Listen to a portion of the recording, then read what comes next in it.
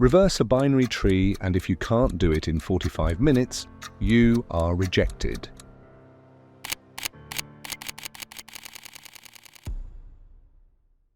Coding boot camps explode होने लगे। सबका एक ही वादा था कि ये कोर्स खरीद लो और उसके बाद फैंग में 50 LPA की जॉब पक्की। अगर तुम median of 2 sorted arrays solve नहीं कर पाए, अब तुम गूगल में आने लायक नहीं हो।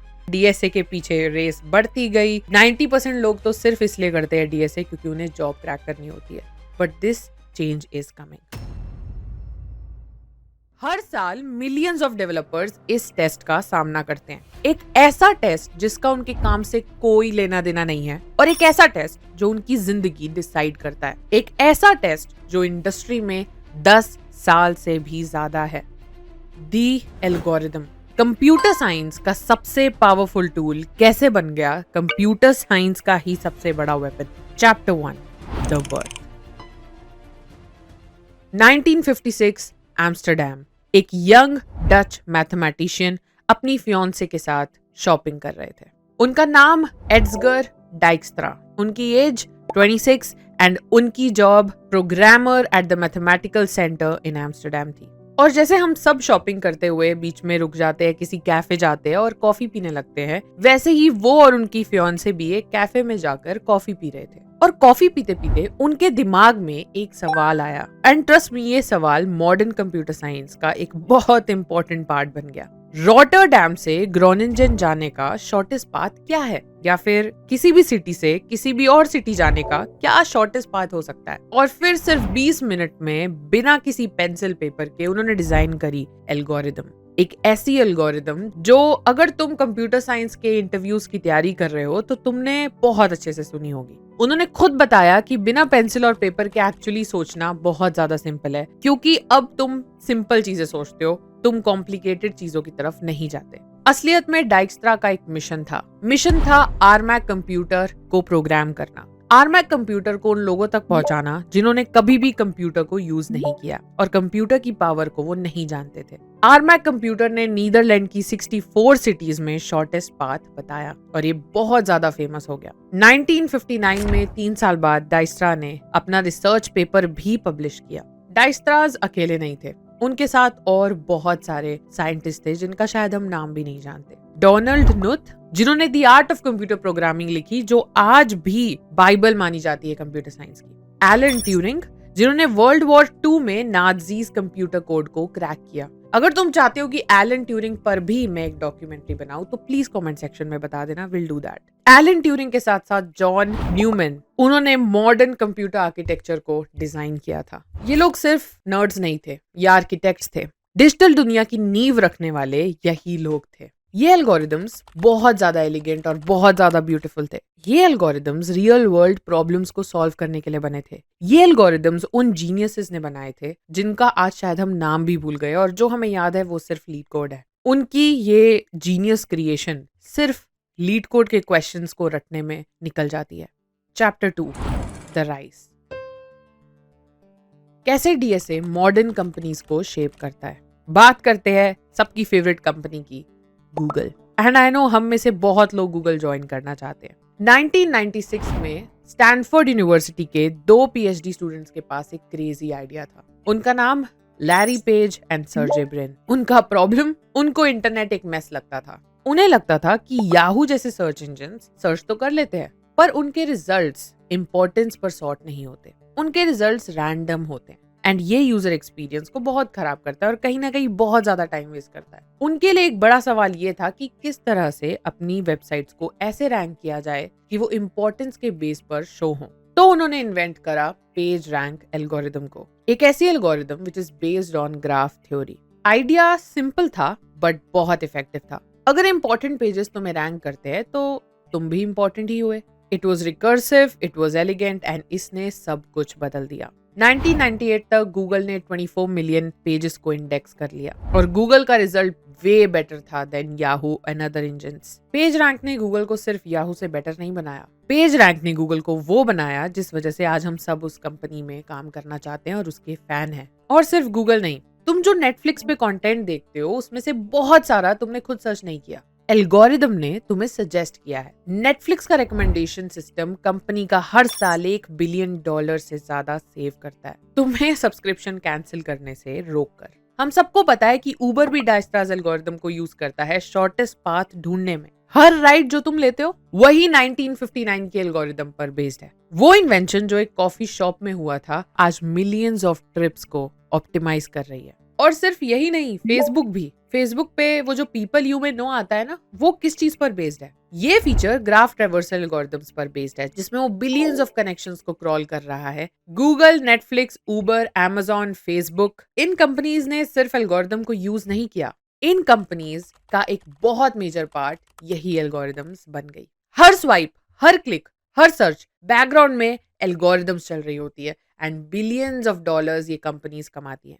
लेकिन एक प्रॉब्लम थी, इन कंपनीज को इंजीनियर्स चाहिए थे, सॉफ्टवेयर डेवलपर्स चाहिए थे और बहुत सारे चाहिए थे। एंड ऐसे में इन लोगों के लिए पता कर पाना बहुत टफ था कि कौन असलियत में केपेबल इंजीनियर है और कौन नहीं, किसने सिर्फ रिज्यूमे में अपना प्रोजेक्ट डाला है और कौन एक्चुअली उसको बनाता है। क्योंकि हर कंपनी के पास हंड्रेड्स नहीं, थाउजेंड्स ऑफ रिज्यूमेज आते थे और ऐसे में पता कर पाना कि कौन है वो इंसान जो तुम्हारे लिए एक अच्छा कैंडिडेट है बहुत टफ था। Chapter 3, the biggest filter, DSA। 1990s में माइक्रोसॉफ्ट सॉफ्टवेयर दुनिया पर राज कर रहा था। हर पीसी पे विंडोज, हर मैगजीन कवर पे Bill Gates and everything was running around them. और माइक्रोसॉफ्ट के साथ भी यही हुआ। माइक्रोसॉफ्ट को ऐसे इंजीनियर्स चाहिए थे जो बहुत ब्रिलियंट हो कोडिंग में, लेकिन उनको वो इंजीनियर्स नहीं मिल पा रहे थे। उनका सिलेक्शन क्राइटेरिया उन्हें वीक लग रहा था। तो माइक्रोसॉफ्ट ने एक टेस्ट बनाया जिसका नाम था व्हाइट बोर्ड इंटरव्यू। एक ऐसा टेस्ट जिसे आज तक हम झेल रहे हैं। माइक्रोसॉफ्ट ने 1990s में मॉडर्न प्रोग्रामिंग इंटरव्यूज को शेप किया। Long technical sessions, modern programming, modern problem solving, data structure, system design etcetera etcetera. But इससे पहले किस तरह से होता था? इंटरव्यूज में सबसे पहले आया पजल एरा, पहेलियों का दौर। मिड 1990s और माइक्रोसॉफ्ट के इंटरव्यू रूम में ये पूछा जाता था कि मैनहोल कवर्स राउंड क्यों होते हैं? लिटरली रैंडम पजल्स और random riddle questions. And candidate was like, भाई ये क्या है? माइक्रोसॉफ्ट फेमस हो गई ऐसे ब्रेन पजल्स और रिडल्स के लिए जिनका कोडिंग से दूर दूर तक कोई लेना देना नहीं था, बट वो क्रिएटिव प्रॉब्लम सॉल्विंग टेस्ट करती थी, ऐसा मानना था सबका। और इस सब के बीच आया गूगल। गूगल को सिर्फ गुड इंजीनियर्स नहीं चाहिए थे, गूगल को बेस्ट इंजीनियर्स चाहिए थे। तो उन्होंने इंटरव्यू और भी हार्ड कर दिया, बहुत ज्यादा हार्ड। मिड 2010s तक गूगल ने ब्रेन टीजर्स को छोड़ दिया और पूरी तरीके से एल्गोरिथमिक क्वेश्चंस पर स्विच हो गए। Round 1, phone screening, coding problem. अगर तुम median of 2 sorted arrays solve नहीं कर पाए 45 मिनट्स में इंटरव्यूअर के सामने, उस इंटरव्यू में तो तुम रिजेक्टेड हो, बाय, अब तुम गूगल में आने लायक नहीं हो।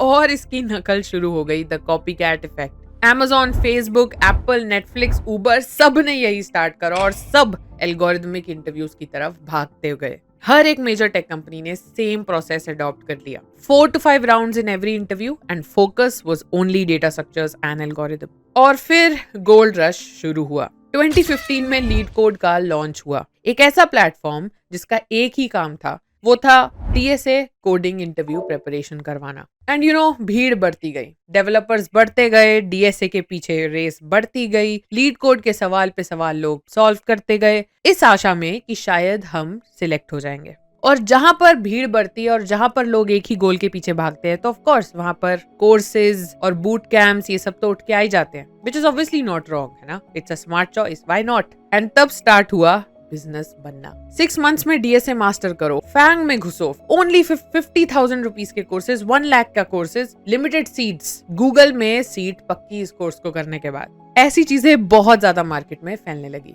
और जहां डेस्परेशन है वहां पैसा भी है। कोडिंग बूट कैंप्स एक्सप्लोड होने लगे। सबका एक ही वादा था कि ये कोर्स खरीद लो और उसके बाद फैंग में 50 LPA की जॉब पक्की। उसके बाद स्टार्ट हुआ grind culture, the rat race.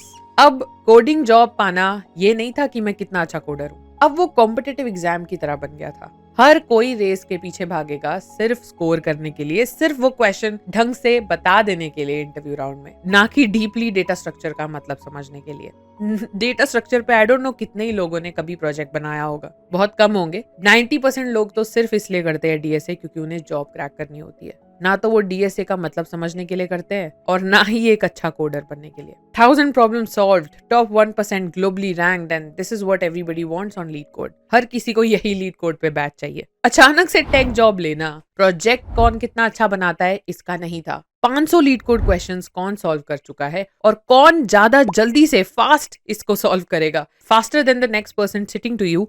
अब कोडिंग इंटरव्यू इसी का बन गया था। अब हर बच्चे के लिए DSA सब कुछ बन गया था। The irony, algorithms problem solve करने के लिए बने थे, पर अब एल्गोरिदम्स खुद एक प्रॉब्लम बन गए थे।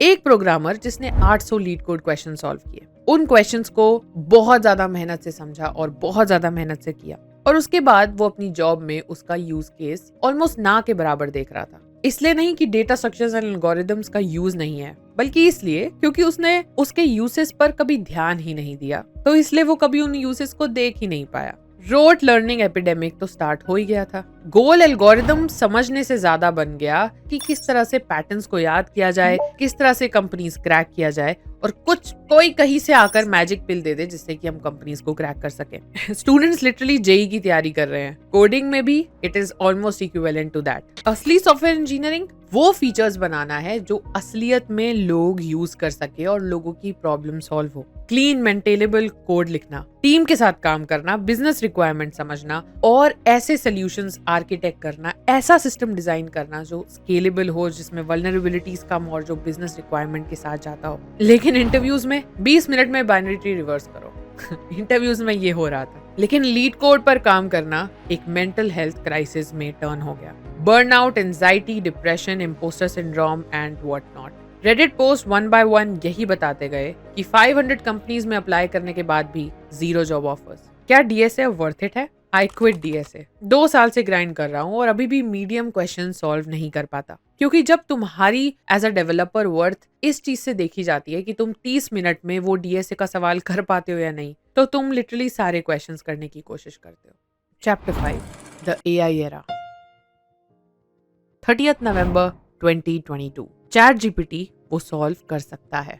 जो स्टूडेंट्स 3 महीने में सीख रहे थे वो 3 सेकंड में सीख सकता है। एंड ऑफ कोर्स इससे बहुत बड़ा पैनिक और डर फैला। सबसे बड़ा सवाल यही था कि हम DSA क्यों सीखे जब इसको AI भी कर सकता है। क्या हम सब रिप्लेस हो जाएंगे? माई 3 years वेस्टेड, एक्सेट्रा एक्सेट्रा। आज भी बहुत सारी कंपनीज का DSA ही एक मेजर क्राइटेरिया है सिलेक्शन का। लेकिन बहुत सारी ऐसी कंपनीज हैं और बहुत सारे ऐसे स्टार्टअप्स हैं जो ओपन सोर्स के थ्रू हायरिंग करते हैं, जिसमें आपको खुला मैदान मिल रहा है। Literally you can prove your self, you can prove your skills and you can show कि तुम क्या कर सकते हो। ऐसे भी कोडिंग इंटरव्यूज हो रहे हैं जिसमें AI को यूज करके आपको फीचर बनाने को बोला जाएगा उस इंटरव्यू में, जिसमें आपको DSA के बेसिस पर सिर्फ नहीं इवैल्यूएट किया जाएगा। आपका सिस्टम डिजाइन इंटरव्यू राउंड भी होगा और आपको live coding with AI tools भी अलाउड होगा। एंड आई एम हैप्पी कि ये चेंज आ रहा है। अभी बहुत छोटे स्केल पे स्टार्ट हुआ है, but this change is coming. And आज भी मैं यही बोलूंगी, DSA डेड नहीं है, मिसअंडरस्टूड है। हमने DSA को कभी उस नजर से देखा ही नहीं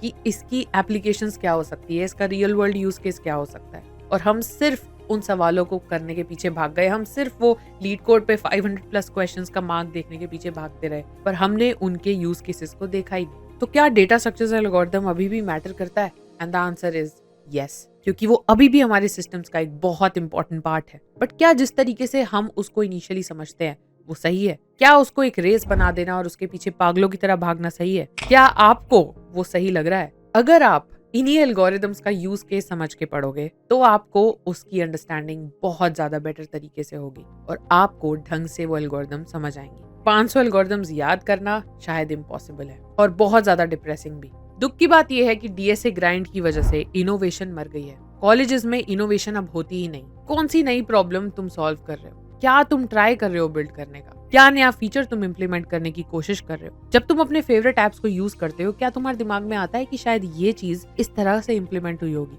या फिर शायद मैं इस फीचर को ऐसे भी इंप्लीमेंट करके देख सकता हूँ? क्या इंटरव्यूज सिर्फ उस एक लीड कोड के क्वेश्चन पर डिपेंडेंट और रहने चाहिए? ये एक बड़ा सवाल है। कमेंट्स में बताओ क्या लगता है तुम्हें। एंड अगर तुम्हें ये वीडियो अच्छी लगी है तो आई एम डैम श्योर एक वीडियो और अच्छी लगेगी जिसमें मैंने तुम्हें बताया है कि C++ 46 ईयर ओल्ड लैंग्वेज होने के बाद भी कैसे पूरे इंटरनेट को कंट्रोल करता है। यहाँ पर लिंक कर देती हूँ उस वीडियो को। एंड अब वही मिलती हूँ अब तुमसे। बाय।